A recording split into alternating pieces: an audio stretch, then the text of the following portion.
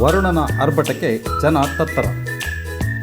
ಹಲವಾರು ಹಾನಿಗಳಿಗೆ ಕಾರಣವಾಯಿತೆ ಭೀಕರವಾಗಿ ಸುರಿದ ಮಳೆ.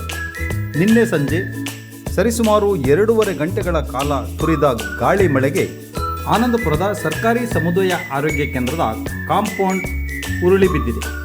ಕಾಂಪೌಂಡಿನ ಎದುರು ಭಾಗದಲ್ಲಿ ನಿಲ್ಲಿಸಿದ ವಾಹನಗಳು ಕೆಲವು ಜಖಮಾಗಿದ್ದು, ಕಾಂಪೌಂಡಿನ ಪಕ್ಕದಲ್ಲಿರುವ ಅಂಗಡಿಗಳಿಗೂ ಹಾನಿಯಾಗಿದೆ.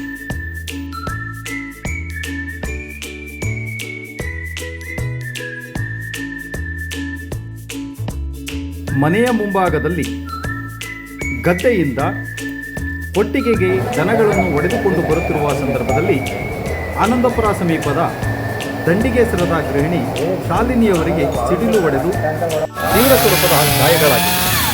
ಸಿಡಿಲಿನ ರಭಸಕ್ಕೆ ಬಿದ್ದ ಮಹಿಳೆಗೆ ತೀವ್ರ ಸ್ವರೂಪದ ಗಾಯಗಳಾಗಿದ್ದು, ಪ್ರಥಮ ಚಿಕಿತ್ಸೆಯನ್ನು ಆನಂದಪುರದ ಸರ್ಕಾರಿ ಸಮುದಾಯ ಆರೋಗ್ಯ ಕೇಂದ್ರದಲ್ಲಿ ಕೊಡಿಸಿ ಹೆಚ್ಚಿನ ಚಿಕಿತ್ಸೆಗಾಗಿ ಮೆಗಾನ್ ಆಸ್ಪತ್ರೆಗೆ ಕಳುಹಿಸಲಾಗಿದೆ.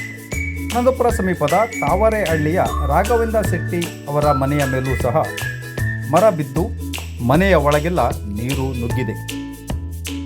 ಗಾಳಿ ಮಳೆಯ ರಭಸಕ್ಕೆ ರಾಷ್ಟ್ರೀಯ ಹೆದ್ದಾರಿಗಳಲ್ಲಿ ಮರಗಳು ಉರುಳು ಬಿದ್ದಿದ್ದು, ಮರಗಳನ್ನು ತೆರವುಗೊಳಿಸುವ ಕಾರ್ಯದಲ್ಲಿ ಸಂಪೂರ್ಣವಾಗಿ ರಕ್ಷಣಾ ಇಲಾಖೆ, ಮೆಸ್ಕಾಂ ಇಲಾಖೆ ಸಹಕಾರಿಯಾಗಿ ಸಾರ್ವಜನಿಕರಿಗೆ ಅನುಕೂಲ ಮಾಡಿಕೊಟ್ಟಿವೆ.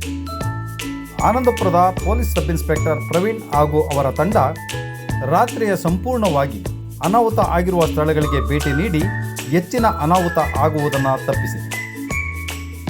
ರಸ್ತೆಯ ಮೇಲೆ ಬಿದ್ದ ಮರಗಳನ್ನು ತೆರವುಗೊಳಿಸುವ ಕಾರ್ಯಕ್ಕೆ ತಾವೇ ಸ್ವತಃ ನಿಂತು ಮರಗಳನ್ನು ತೆರವುಗೊಳಿಸಿ ಸಾರ್ವಜನಿಕರ ಹಾಗೂ ಪ್ರಯಾಣಿಕರಿಗೆ ಅನುಕೂಲಕ್ಕೆ ತಕ್ಕಂತೆ ವ್ಯವಸ್ಥೆ ಮಾಡಿಕೊಟ್ಟಿರುವುದನ್ನು ಕಂಡ ಸಾರ್ವಜನಿಕರು PSI ಪ್ರವೀಣ್ ಅವರ ಕಾರ್ಯಕ್ಕೆ ಶ್ಲಾಘನೀಯ ತಿಳಿಸಿರುತ್ತಾರೆ.